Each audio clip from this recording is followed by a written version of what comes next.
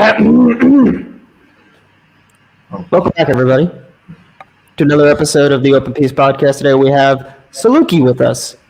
He runs a YouTube travel channel, goes all over the world, goes to pretty exotic places, and just going to tell us what it's like to go around the world and do what I've always wanted to do.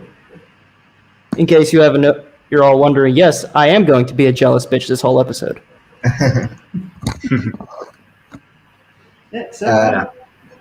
So where are you originally hello, from? everyone. Yeah. Oh, Well, thanks for having me, first of all. Absolutely. I'm originally from Israel. Yeah, born and raised in Israel. So. Yeah, lived there like 17 years altogether. And from Nahariya, but I lived a lot in Haifa as well. Yeah. Okay. Well, Are you from Haifa, Jared? That's where I am right now. Not so much at the minute.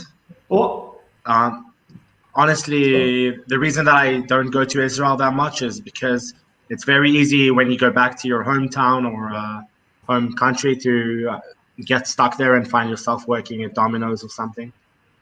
Yeah, it's absolutely true. Yeah, I mean, it's happened. Yeah, like you go back, suddenly COVID hits, and then you're delivering pizzas before you know it. So, I just don't want to go back to my comfort zone so much. So, yeah, I've got like a base or several bases around the world where I know people and get an apartment and just stay there. Yeah. Oh, that's very cool. And where's the accent come from? Because obviously that's a little bit mixed. I guess it depends who I'm talking to. I'm talking to you guys. I mean, I did between age 5 and 10. I lived in Cape Town, South Africa.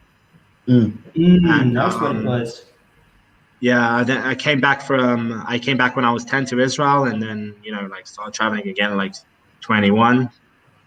But I lived in Newcastle as well, England, for half a year.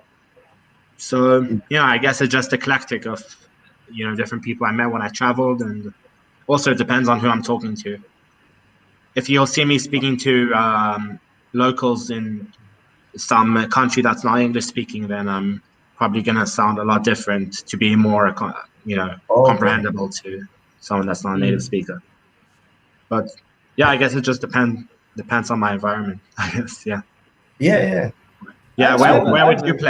Where would you place it if I didn't introduce myself as Israeli? Well, I heard a little twang of South Africa, and I thought, right. And obviously, there's also a lot of very British pronunciation on some of the words. So I was a little bit confused, but they make sense. Definitely makes sense. Yeah, I reckon. Yeah.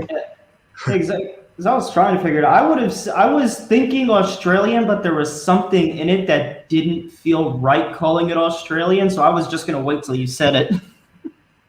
Right. Yeah. Did you ever go to Australia? Have you traveled around there? No, I'm actually quite close to Australia now. I'm in Vietnam, Hanoi. I don't know. It's not at the top of my bucket list at the minute because I kind of like cultures that I'm less familiar with.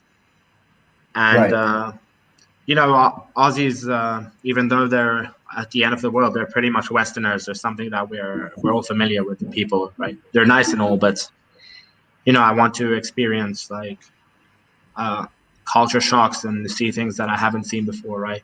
So that's why I kind of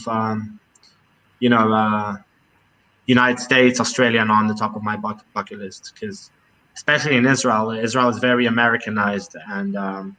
Tell me about it. So I've bemoaned that a lot.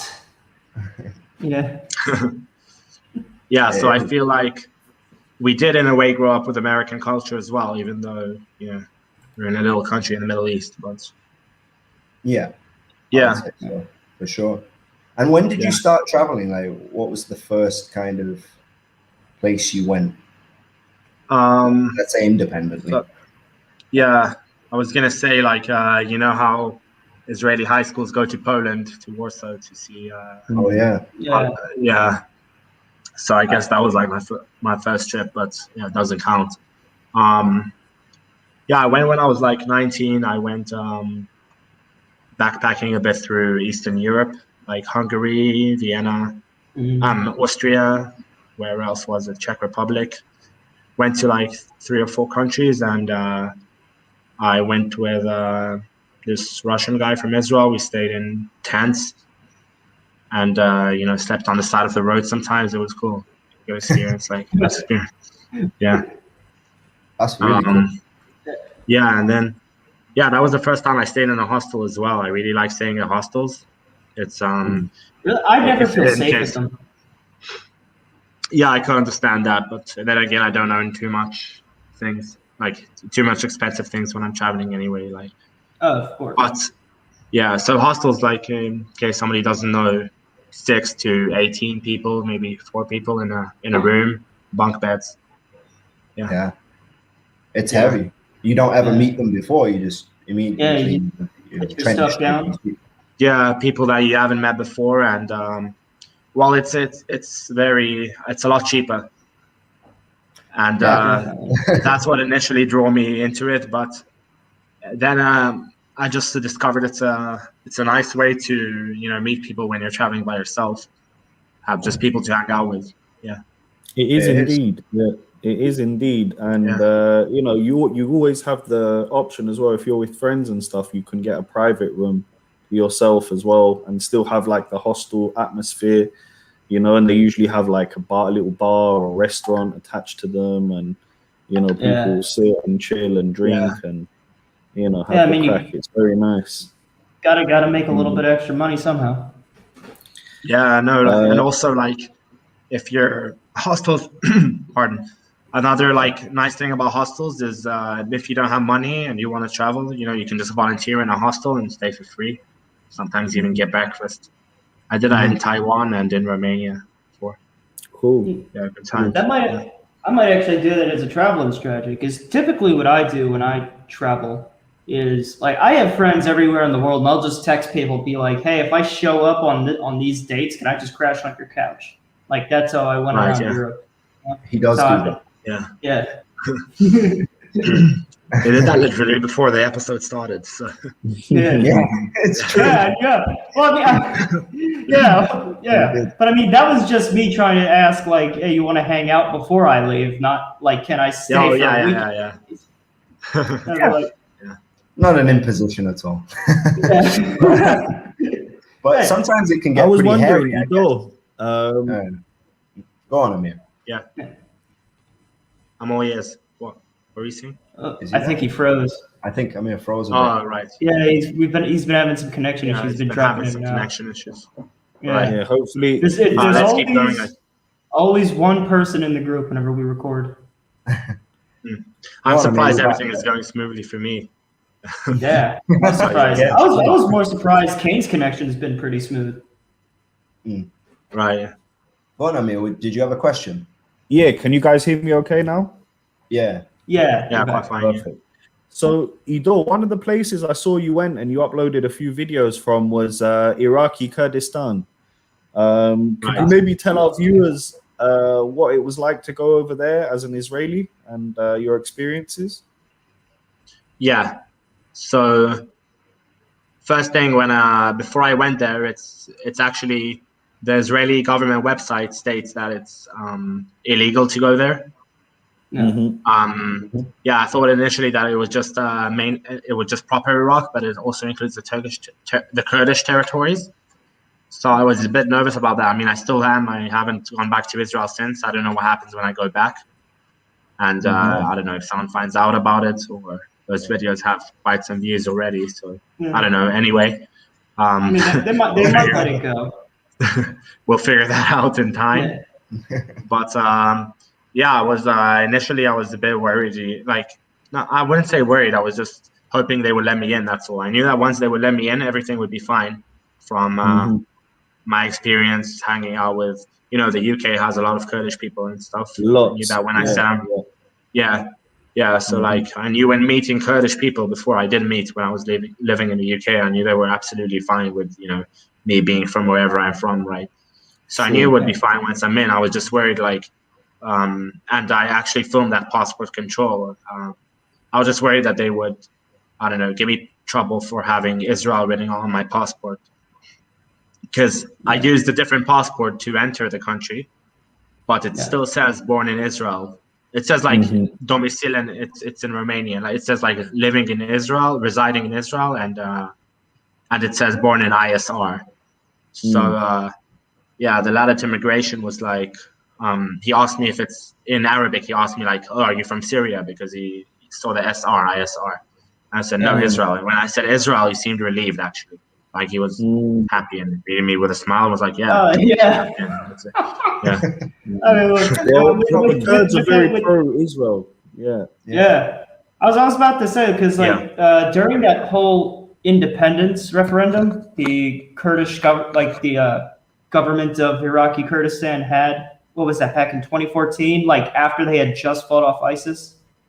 Can't remember. Yes. They had an independence referendum. The Baghdad 2014. Yeah, 2014. And I remember in the celebrations that you had in like Erbil, I remember just seeing people running around waving Israeli flags and Kurdish flags, like one in each hand. It was wild. Yeah, they see Israel as an ally, definitely. Yeah, totally. And did you stay in a hostel there as well? So I went to, I think it's called a pundak. Their equivalent of a hostel. I don't know if someone speaks Arabic here, but their equivalent of a hostel, and it was just like a bunch of guys sleeping on the floor and smoking cigarettes. And normally I'd be fine with that, but I was trying to be very productive to film in bulk because I was there for 2 weeks, and I knew I was going back to my job in England, and I want to stack up on videos to post, once. Back then it was twice a week, but yeah, that's how I oftentimes do it. Very time efficient when I'm traveling. So yeah, I didn't. I just didn't. But I did stay in people's houses. So nice. Yeah. Nice. But by the way, real quick, I just want to ask about the logistics of traveling and filming, because like whenever I travel, I don't even put like any thought whatsoever into like filming, let alone like I don't know, even posting it anywhere. So like, I just go to places, I look at stuff, and then I call someone when I get back home and say, God, you won't believe how cool this was. Oh, cool. Do you have any pictures? No. I was just about to show you how small my camera is. Sure. And I remembered I'm not wearing pants. So one sec. Yeah, dude, just do a crab shuffle. You'll be fine. Oh no, I just realized his reflection in the stone. No! Right. Yeah, this is just Wow. my camera. That's why I filmed everything on. And yeah, I can even pop this off like when situations get sketchy, like at the Iran border. I just took off the microphone, took this out. Oh, so that's a microphone, not a windbreaker. Yeah, this whole thing. Yeah. So yeah, when I was like at like sketchier situation, I just hold the camera like this, right? Not so conspicuous. Yeah. Still pretty good. You could also like I don't know, like if you have like a button jacket, like have it in between the buttons. If you really want. Yeah, there's several tricks, but I'm kind of lazy. I just go with what.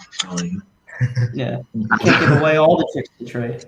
Yeah, and in terms of nature, Ido, how was it out there? Like in terms of the waterfalls, the mountains, what? Because I've heard Kurdistan is actually one of the most beautiful places to see, really. From some of it's the nature was, you go to Iraqi Kurdistan, expect desert, and I got there and I was like, I did know already, but it was still quite surprising to see so much greenery and waterfalls, and honestly, it kind of looked like it looked a lot like Israel, like in terms of nature and stuff. Like you have the Golan Heights, right? So like the green parts did look like it really resembled Golan Heights. Like I sent before I posted the videos, I sent my mate some pictures, and he was saying like, "Is this are you in Israel?" And it's because it's the Middle East after all. So I was about to say, like Kurdistan's like part of the Fertile Crescent, isn't it? So it would make sense that it looks fairly similar. I would love to go to Kurdistan, but I don't know. I guess I'm just too afraid of like certain countries in the Middle East. You know, Iraq being one of them. You know. Yeah, but it does. It is technically in Iraq, but you don't really feel like you're in Iraq. You feel like you're in Kurdistan. Really? It feels like a different country. Yeah, it does. I mean, there's different government. I was gonna same currency, but like different government, different people. You know, the Kurdish people. Yeah. Different language. They do speak Arabic often, but like. I was just about to ask that. Like some of the younger ones. What is more common there, Kurdish or Arabic? I felt like the younger generation were the only ones who didn't know Arabic. Who didn't? But like everybody who didn't, yeah. Like really, some of the younger ones didn't know Arabic, and besides that, like everybody knew Arabic and Kurdish. So yeah, probably Kurdish because you know everybody knows Kurdish is base. So yeah. Yeah, sure. God, it really sounds like the Kurds are gearing up to finally have a country. And you know what? Godspeed. Perhaps. Yeah, I just said Godspeed. I mean, like the Kurds, I feel bad for the Kurds a lot. Like other like they're the largest ethnic group without a state. So like I don't know.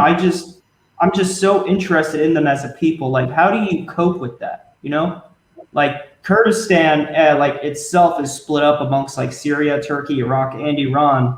Like, I just want to meet them, ask them like how does that feel? Like, how does that affect you? Yeah. Well, you're welcome to visit Erbil. I've got some friends there. If you ever do. Did you manage to see all the like different parts of the area, or just like the Iraqi Kurdistan kind of? Did I go to proper Iraq? Is that what you mean? Like, or just Iraq? I meant for other parts of Kurdistan where there are different sort of like populations. Yeah, like Turkish Kurdistan. Turkish and Syrian Kurdistan. Yeah. No, not at all. I just went to Iraqi Kurdistan. Right. Syrian Kurdistan, like, I shouldn't talk about this, but I was thinking of a way to sneak in there because you know, it's Syria. I can't actually, you know, like I can't actually enter any of those. You know, Syria. There's about 5 or 6 countries which I can't enter, even with my Romanian passport. Yeah. So. Yeah, I had like I had a certain connection that could have snuck me in there. I was looking into that, but no, Syria and Iran are completely off limits for me, like for those reasons. And Turkey, Turkey, that's for another trip because you know, Turkey is humongous and oh yeah, it's absolutely massive. It's like the size of Kurdish part as well. Yeah. The Kurdish part as well, so that's a whole other trip. Yeah. Sure. But it's on the list. Yeah, you're gonna go to Turkish Kurdistan. Right. Yeah. I'd like to. And do you expect it to be massively different? What's that? Sorry, you were speaking co-currency. Yeah, we spoke at the same time. Well, do you expect it to be like really different when you go to Turkish Kurdistan?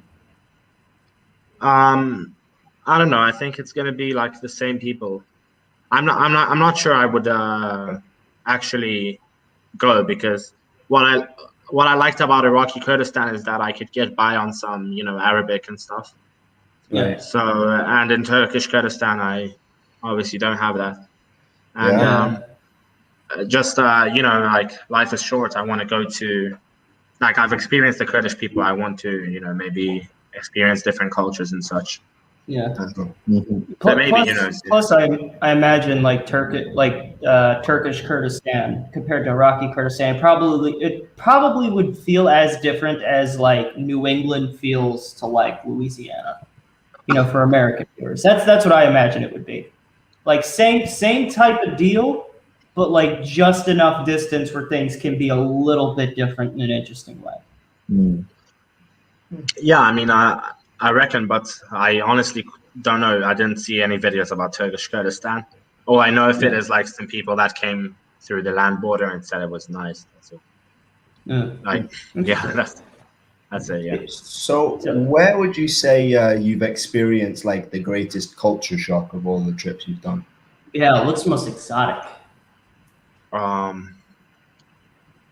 That's a good question. I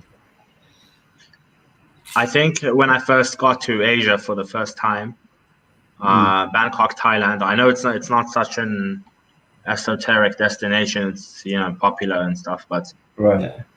yeah, but I don't know. It just like hit me really hard. I got there at like 4 a.m. and I had some. I just had some like food that I saw on the side of the road before I went to.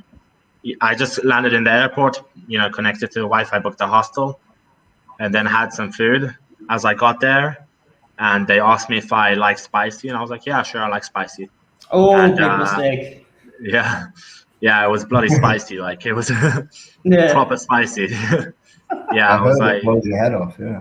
Oh yeah. yeah. Yeah, there's. Yeah, I remember Like, myself like sweating bullets and. Oh, that's the best kind of spicy. Yeah.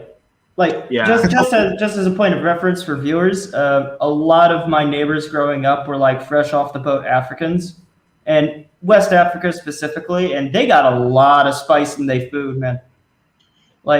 So like I'm used to spicy, but even then, Thai food annihilates your soul.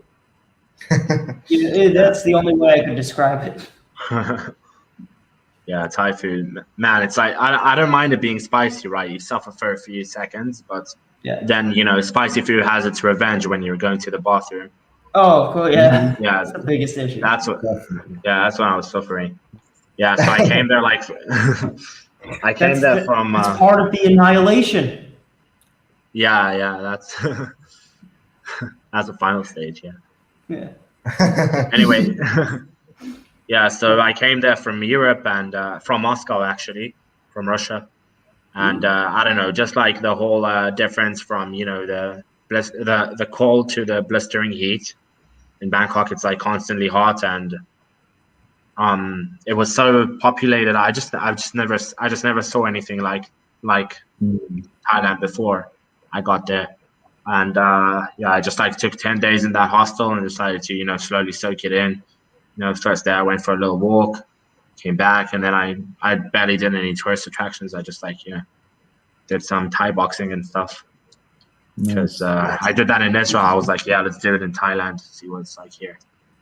Yeah, I imagine over there it's a lot more hardcore. No, actually, I don't know why, but in Israel it was a lot more aggressive. Really? But, yeah. But maybe like in Israel also it was like you train with a partner pretty much, and it's more like it's many people together, whereas there it's just you and like a personal trainer or two people and a personal trainer, and you're hitting their pads and stuff. Yeah. Oh, and then also in Israel they felt a lot more comfortable to set you up for a fight or a spar, and in Thailand they were like, no man, you got to be here months before we send you off to a fight, or like definitely that's dangerous. That's dangerous. I know somebody who went out to Thailand years back, and he was like a fighter in the UK, and he signed himself up for for fights out there. I think he was in Koh Phangan or somewhere like that, and he had one fight where he won in Koh Phangan. And he won one of the fights, and he was feeling good, he was feeling confident. And then the next fight, the guy just came in and annihilated him like within a few seconds and put him in hospital, and that was the end of his Thai boxing career. Yeah, dangerous one. Yeah, dangerous. That Muay Thai, man, you gotta be careful. Yeah, it's no joke, but I don't know why in Israel like. Damn it. I say Kane's frozen with that dumb grin on his face. Oh, I just want to point that out. Everybody look at him and laugh before he comes back. Anyway. So currently though you're in Vietnam, right? Right, I'm in Hanoi. Yeah, my videos haven't gotten there yet. Because I do film in bulk. Yeah. But because I don't always have time. I do like between jobs or when I take a vacation. So sure. Because obviously I'm not living off of YouTube yet. Yeah, for sure. But hopefully you will be, right? You keep pumping out that great content, and people will go over and subscribe to the Salukie. Yeah. And, as of like these past few days, actually, one of my videos went viral in Romania. Really? And yeah, it's been a big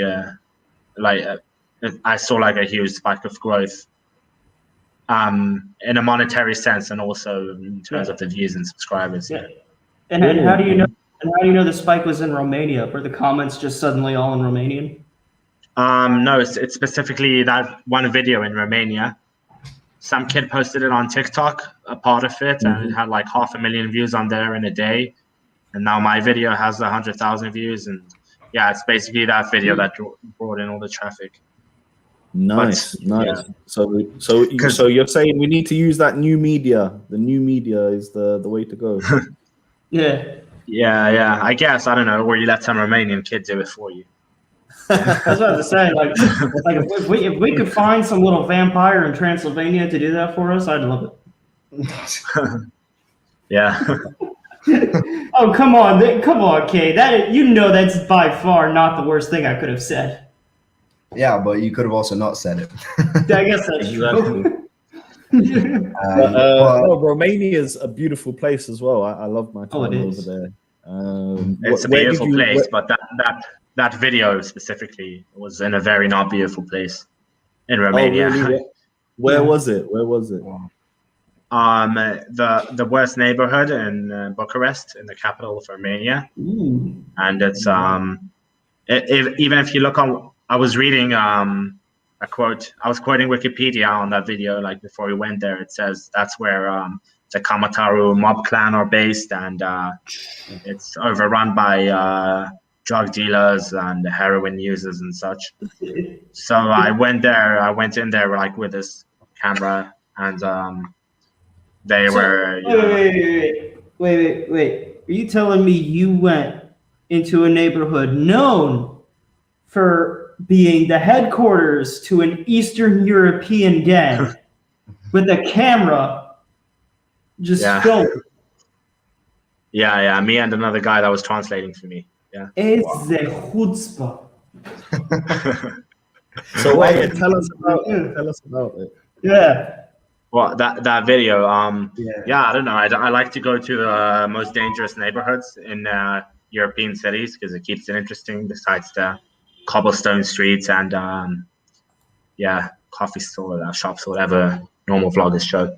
So yeah, we went to the worst neighborhood in Romania. Me and this British Romanian speaker, like my friend of mine, Jonathan, and we went there. We were instantly threatened. They told us to stop filming. You don't film here, this and that. And then we found, he's a drug user, conspicuously. But I was just like, hey man, you seem cool. Like, how about 50 lei, which is about 10 euros, $15, and you show us around the neighborhood. And he just showed us around the neighborhood, told us his story. And all the while, other residents, I guess, of the neighborhood were saying, bring them here, wanted to beat us, whatever, stuff like that. And he just kind of kept switching locations, showed us his house. And I made it out in one piece with the stories to tell. Jesus. That's a story and a half.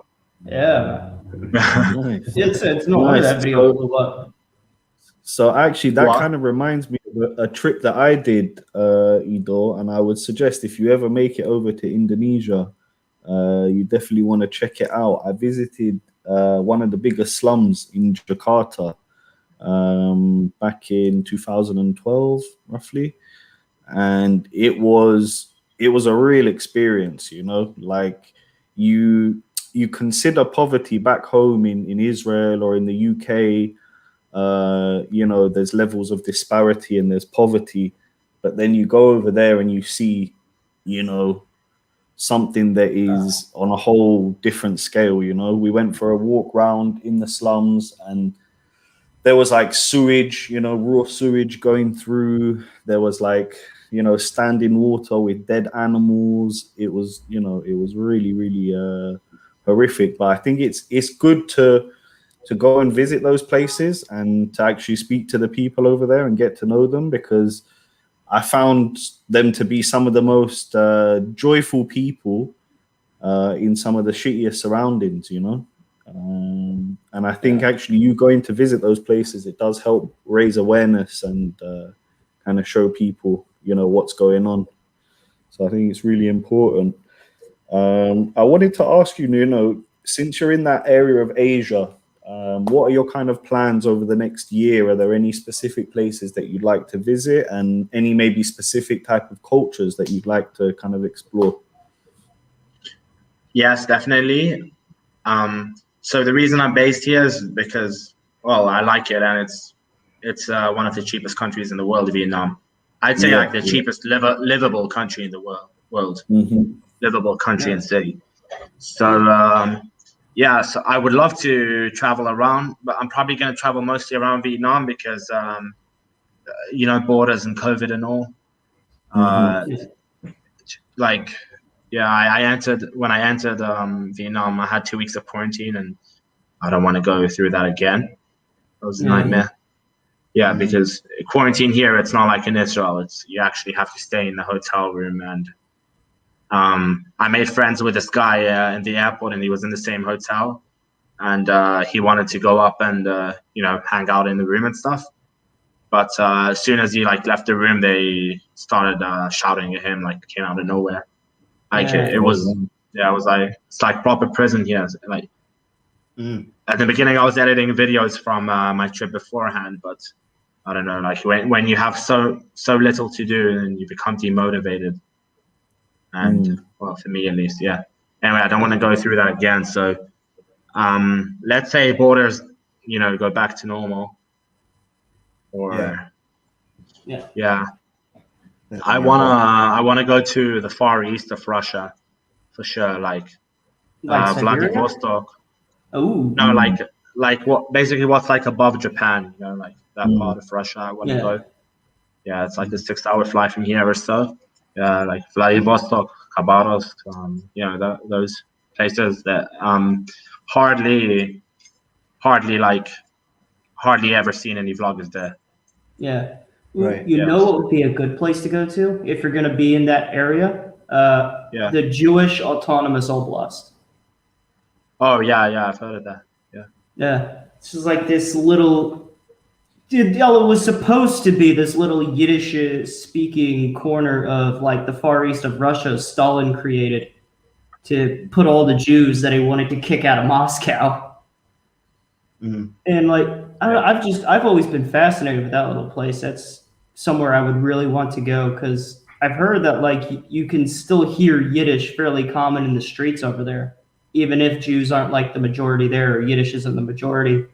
But like I just really would like to see like that's a very unique legacy of the Soviet Union, which is something you can do if you travel around a lot. You get to see the legacies of like all these different past eras of these countries during these big upheavals of the 20th century. Yeah, my most recent video, I entered Transnistria, if you're familiar with it. Like if Soviet Union, so to speak. Yeah, it was very Soviet, basically like a relic of the Soviet Union. Yeah, and the border was actually closed because of COVID as well. So I got some locals to, you know, like take me through some village that was close to Transnistria and kind of like sneak in. Anyway, I'm saying Russia again because, you know, now with COVID, you want to go to a bigger country where like just, you know, hopping through countries that, as we used to isn't, I don't know like when that will be possible, you know, maybe in years, but yeah, I would probably go to Russia for like a few months and then come back. But if, you know, if borders were really back to normal, then there's a war going on in Myanmar that I would like to cover. There's some south of Thailand has some interesting Muslim majority places. Yeah, lots in this part of the world. Sure. We actually have a friend there. It was just about to bring that up because I haven't kept up on what he's been dealing with, but Amir and Kane, like, what's the last you've heard of him? It's terrible. What's going on over there? Absolutely. Our friend is he's been living there like a year, 2 years almost, and he just went out there actually for a program to work with the educational board, I think, and of course, all this trouble's kicked off. So he's been trying to keep his head down and avoid any trouble. But he did send me some pictures, though, and it is honestly one of the most beautiful places I've ever seen. Definitely. Without all this trouble, it would be definitely worth going there. Yeah. They say like Myanmar has like this giant boulder that's like just sitting very precariously on this cliff. And so like a traditions developer, you get like this gold strips, and so like and you go up and you put your little gold strip on the boulder for good luck. So like over the centuries, this boulder has just been becoming a bigger and bigger and bigger ball of gold, essentially. Wow. Yeah.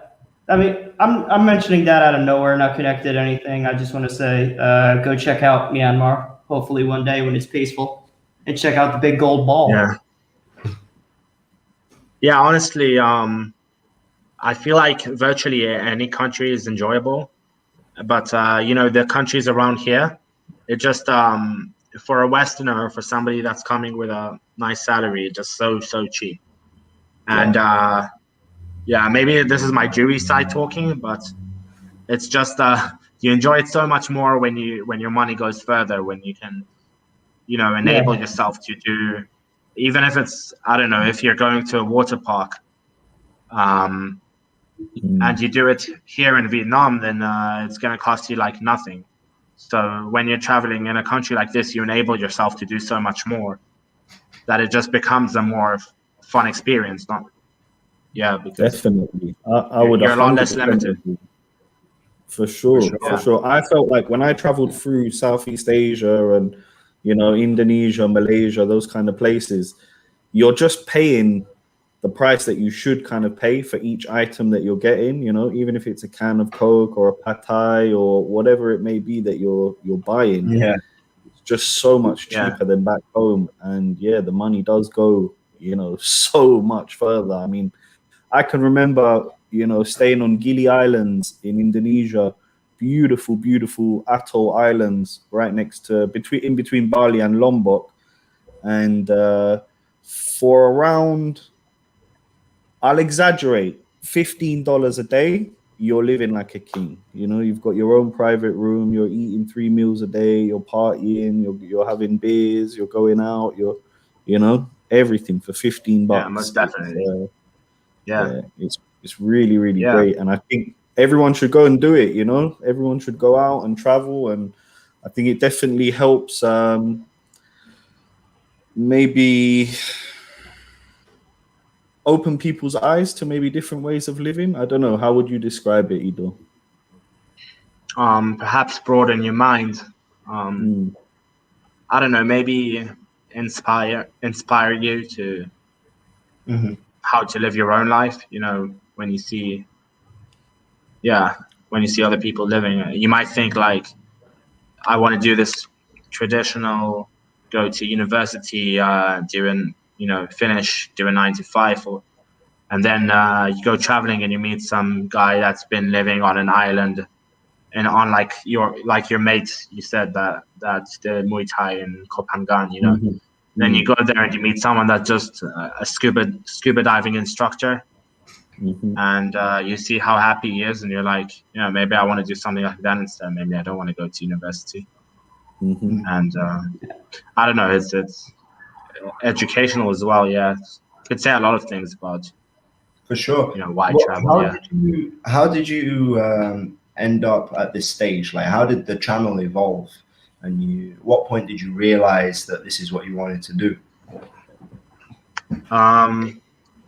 So I've been wanting to do YouTube for a long time. Like, I had my first channel when I was 12. That kind of kicked off pretty well, actually. Like, I was, I don't know, just like covering news like Ray William Johnson or whatever. And then people in school started like watching it and stuff. I was like, I'm deleting this. And then 2 years later, when I was 14, I opened this channel. and I did the Salukie, and that's why it's called the Salukie, because I did some skits with my dogs, Salukie dogs, like back then that I had in Israel. Salukie is like a breed of dog. Yeah. Right. Yeah. So that's like right. Labrador, basically. I was wondering, but yeah, that makes sense actually. Now I think about it. It's also a river in Lebanon, no? Is it? Wadi Salukie. Yeah. Right. Yeah. Wadi Salukie. I'm gonna Google it. Yeah. I thought it might have been connected to that. I was like, I don't know, maybe he's got, maybe he's Lebanese Jew or something. I don't know, you know. I don't know. I guess maybe it is. Maybe it's ambiguous. Yeah, why not? I guess it is now. Do you have a specific vision for where you're hoping to go with it? Oh wait, hang on. So I was saying, like, then I did it when I was 14. And then at like 14, 15, I kind of left home, so I didn't have my dogs anymore. I moved to like a boarding school, and I was by myself already. So and then I was thinking, like, when I want to do YouTube again, I want to do something that I know will succeed. So I was waiting on it took me like 2 years to get my Romanian passport. And I was like, I was thinking, I'm going to kick this channel off with like something, that hasn't been done before. And that's when I got the idea of, I wanted to go to Iraq in general, but I was like, I should film the series in Iraqi Kurdistan. Okay. Good idea, man. Yeah, absolutely. And how do you come up with the ideas of where you're going to go? Like, how do you prioritize it? So... Well, you mean like what country to travel to, or what? Yeah, like how do you decide where you want to go? Like, there's so many amazing countries, and you obviously have preferences. So where do those come from?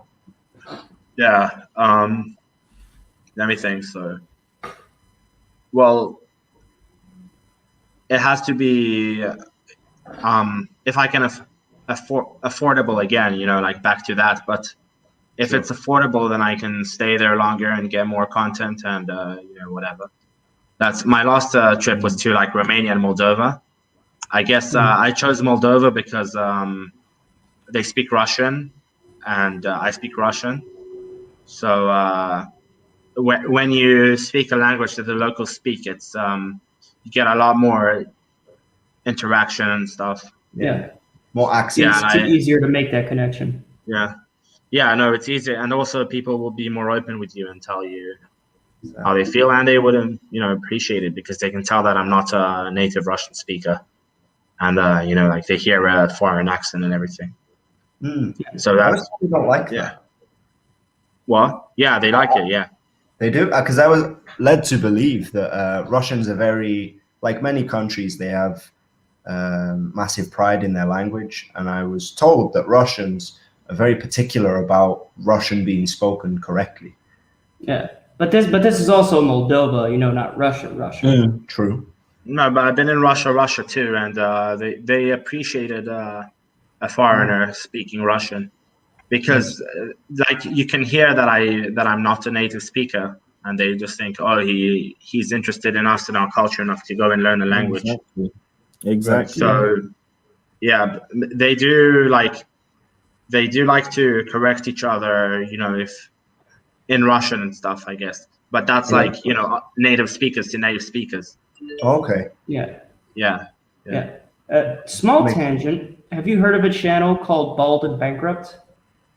Yeah, sure. Yeah, so because he's an Englishman who learned Russian as a second language. And like all the things I hear from Russians who talk about him is just like how much they appreciate that he took the time to learn Russian and to go around and like see these different parts of Russia. Yeah. So I like Golden Bankrupt quite a bit. What was I gonna say? I don't know. Yeah, good lad. That's all. Makes it interesting stuff. Yeah. So to go back to what I was asking you before as well, then, where are you planning to take it in the future? Do you have like a specific message you're trying to get across, or something you're trying to show people? So I would say that there is a message in it, but I don't want to be like pretend to be so virtuous as to say I'm doing this for this message, right? I'm doing it because I like doing it. That's all. I like making videos and I like traveling and cool. Yeah. But there is a message to it. There is the places when I go to rough places and stuff.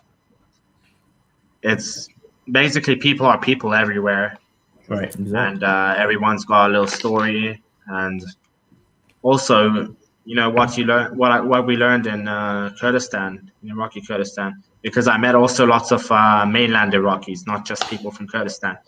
Mainland Iraqis, which are told to, I don't know if told to, but which generally dislike Israel, and people they're not their government. They're individualistic. They're gonna, just because most people. Sorry, let me rephrase. Yeah, it's fine. Like right. your average Joe doesn't care if you're from Israel or not. People are people, and they're gonna be nice and hospitable. Like in my video where I met two random guys from Mosul, which is in mainland Iraq, and they just showed me. They took like 6 hours out of their day to just show me around and took me to like all these beautiful waterfalls and stuff. Amazing. Yeah. That shows you. It really is about individuals, I guess. You need to look at people as individuals, I think. And also most people don't think in that, I don't know, just don't think in that way. They just think like, this is a person. They don't think like, oh, he's from Israel. You know what I mean? Of course, like you do get the occasional person that's like, that says, you don't, like, you're from Israel. Why are you saying Israel? You should say Palestine, or like immediately starts going on a rampant, on a tangent. But it's most people are chill and relaxed, and because before I started traveling, honestly, I was quite intimidated by just seeing I don't know, a woman with a hijab, or because that's kind of how we were educated in Israel, in a way. I mean, it's part of like the cultural knowledge over here. Like people, you just learn to be afraid of certain things by just living, in the surroundings. Like I'm sure we can all attest to that. Like where we grow up, we tend to fear things that like we really shouldn't, but like the society does, and then imprints on us. Like first time going to Europe, seeing somebody with a massive beard, and just think of words like terrorist pop into your head. But then after I became more international, then I would just I just kind of like opened my eyes, right? Sure. Yeah, you have a larger frame of reference, I think.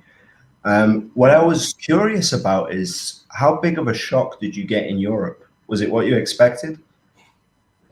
Well, when I first came to Europe? Yeah. I guess when I first came to Europe, I was just so wowed by things like that seem so subtle, like public transport and underground metro system, and I don't know, colorful houses, kind of things that I don't know if you guys noticed, because you're not from Israel originally, right?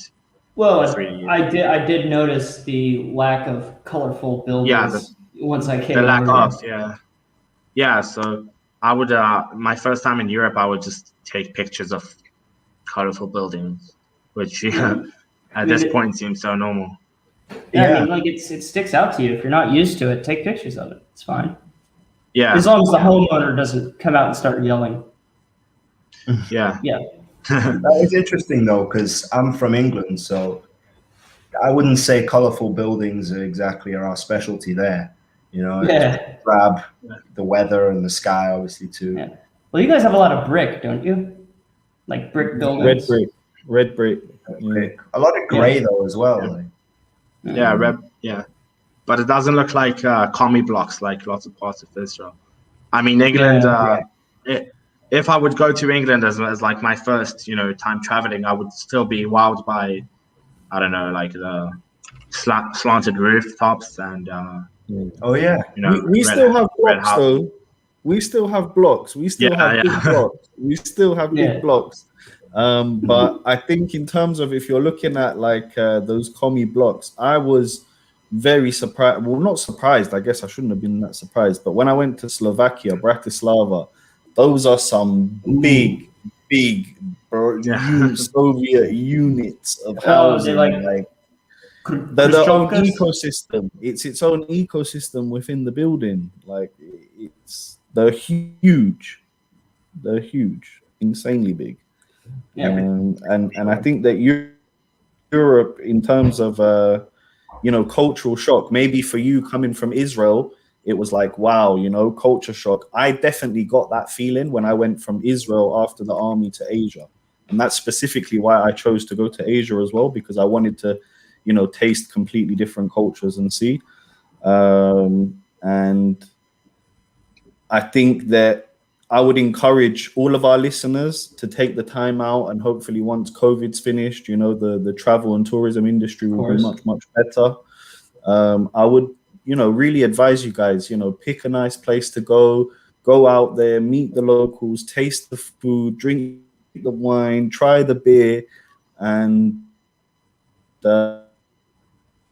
one with the locals, and you're not just staying in the hotel or in the 5-star lounge. You're gonna really get a much better taste for the country. So that's why I really love, the fact that you do go to some of the more rougher areas and, show people what it's about there. I was wondering, did you do any videos of the tough neighborhoods in the UK? Was that something that you did? Yeah, that's what I kicked my channel off with. I went to some rough neighborhoods in Newcastle. Nice. And it was fun. Yeah, I mean, it's like that to Romania, man. It's like, honestly, England is like Beverly Hills compared to Romania. The roughness. Exactly. Of course. Yeah. Of course. It gives you an appreciation, though, doesn't it? Like what you consider to be like bad poor is like upper middle class in like some other countries. It kind of gives you an appreciation of what you have. Yeah, and then if you go from the Romanian slums to the slums in Indonesia, it's a whole other ball game. It's a whole other ball game. Yeah. I mean, have you noticed the further east you go, the worse the slums get? I went to slums in South Africa, and that was that was worse than Romania, man. Oh yeah, well, I mean, of course, South Africa with the history going on there, they still haven't fixed everything, all the consequences of it.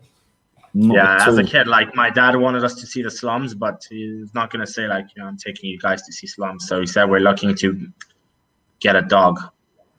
So we went to slums thinking we're looking for a dog. Yeah. Oh, right. Yeah. But doesn't it achieve the same result though? You still end up in the slums. Yeah. There's people around. Yeah, no, I was just confused. Like, why are we looking for a dog here? Yeah. Why here? Yeah, of all places. I love that result. It's such a genius way of luring kids to teach them a lesson about being appreciative. Hey, we're gonna get a dog, and they traumatize you on the way to get the dog. Yeah. Did you come back with a dog? Yeah. Did you get the dog? No. We did get a dog like a week or so later, but from a proper institution, I think. Like I don't know if we adopted it or I don't know. Okay. Dots. But South Africa is obviously incredibly dangerous, but also one of the most beautiful places. Especially that's a place. That's a place I really want to go, man. South Africa. As I said, places where you speak a local language, they speak English there, so the videos would be, it just takes the videos one level up instantly. Yeah. And I kind of want to see where I grew up, because it's all vague memory. Yeah. I think you told us before we started, but you said it was Cape Town where you grew up, right? Yeah, Cape Town. Okay. Yeah. Yeah. Well, 5 years. Yeah. Cape Town's one of the most beautiful parts of it, isn't it? Oh yeah. Yeah, Cape Town, Table Mountain. Yeah. Yeah. Wow. And like from Cape Town, can you see that that famous line where like the Pacific and the Atlantic meets? You have like two different colored waters just sort of smashing into each other. That's it. That's in Cape Town, isn't it? I don't recollect. I don't know. I was a kid. Maybe. Honestly, I don't want to say something without Googling it first. Yeah. Yeah. Sure. Yeah. You know, sometimes when I'm making a video, I just I'm not sure about something. I Google it quickly, and then I say, "Oh, okay, yeah." Okay. Or like, yeah. Absolutely. Or just like I see a statue of something and I'm not sure and I want to talk about it, then I look it up on Wikipedia.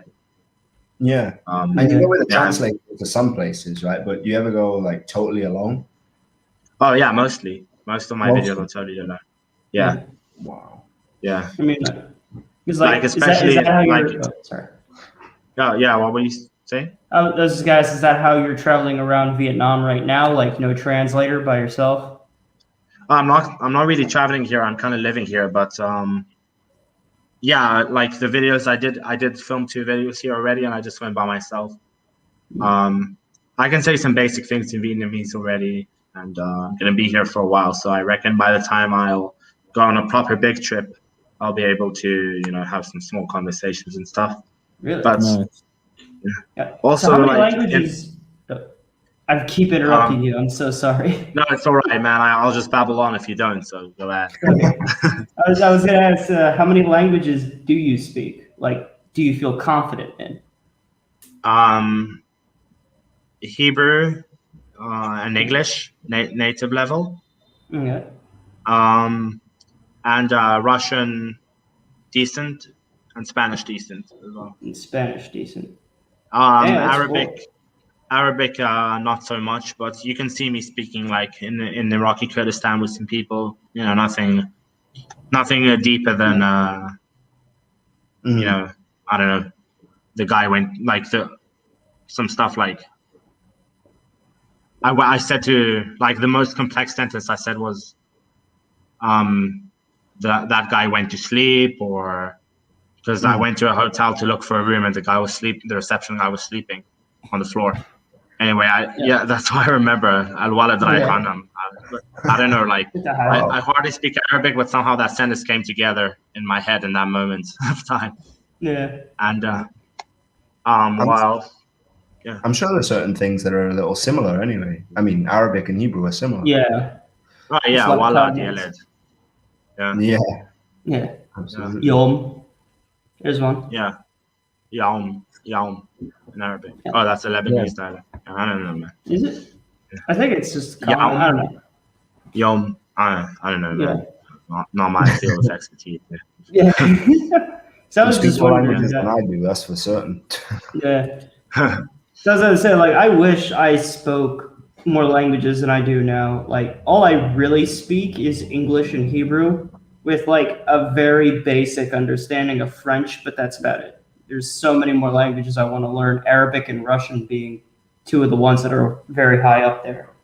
But man, Russian is so hard.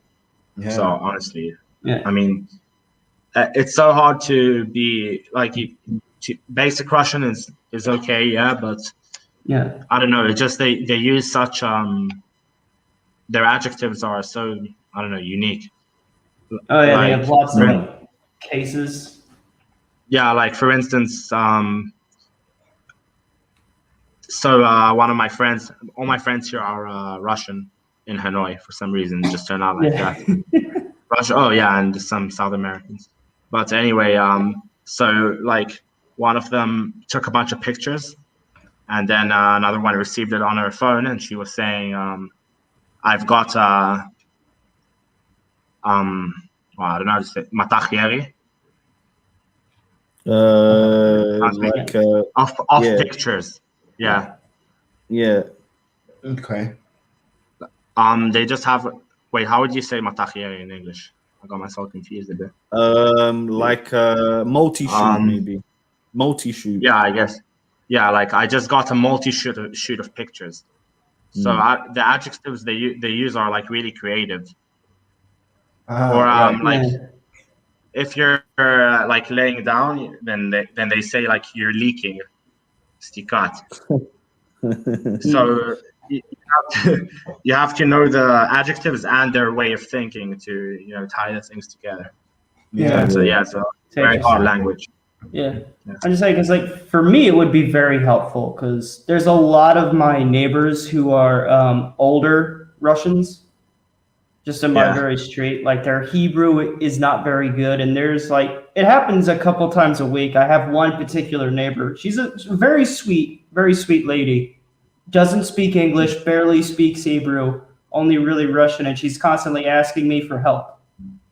Right? So Yeah, I know. That's pretty much what she says, and then she says there's a lot of points at something. Yeah.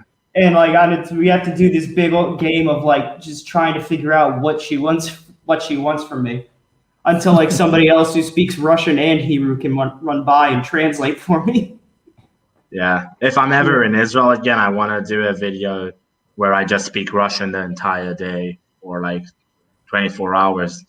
Oh, because there's so many Russian speakers. You can definitely do that, especially like, I don't know, just anywhere on the coast, really. There are entire neighborhoods in Tel Aviv where like you could probably see or hear Russian way more than Hebrew. Russians, Ukrainians, Belarusians, former Soviet Union, lots of people. That's why I learned Russian though, because I had lots of friends in Israel that were from the former Soviet Union. Their parents immigrated to Israel, like Ukrainians, Russians. I was like in one of those neighborhoods when I was younger, so I decided to learn. And then in the boarding school as well, lots of Russians. So Sure. Well, I think anyone over here that has a few Russian buddies, they pick up a few words, like here and there. It's very common. very common to know some swear words and stuff. Sure, swear words definitely. I'm pretty sure swear words are half of the Russian vocabulary at this point. But there's no language like Arabic you can't get better swear words than in Arabic. Arabic is the best language to swear in by far. Yeah. What's your favorite Arabic swear word?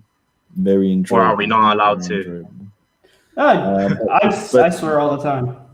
So, but the Salukie, it's been a real pleasure to have you with us today. Likewise.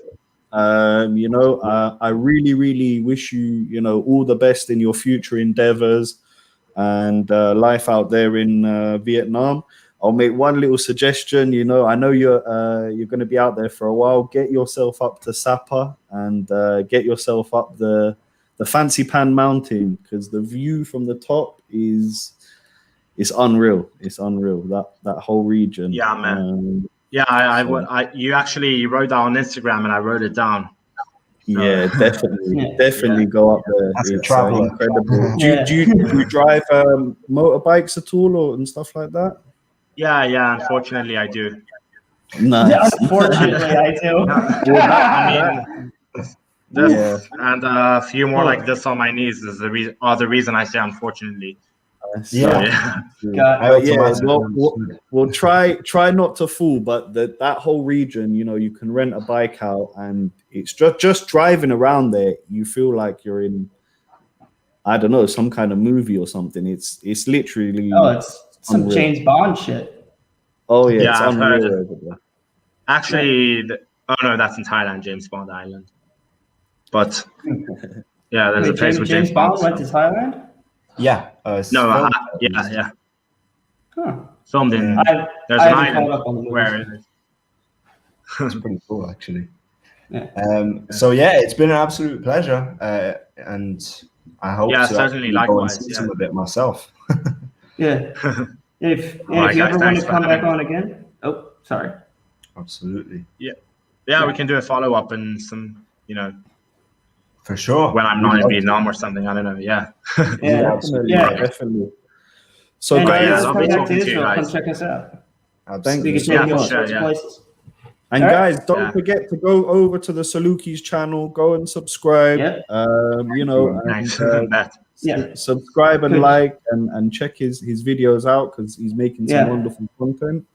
And while you're here, also do the same for our channel. Press that like button, subscribe, hit the bell, all that stuff. For sure. You know what we're about, guys. We're here uniting between Israelis, Palestinians. We're talking about issues on the land. And yeah, guys, we'll see you next time. Jared, do you want to sign us off? Oh, Amir, there's your first problem. I don't sign us off. I smack us out of existence.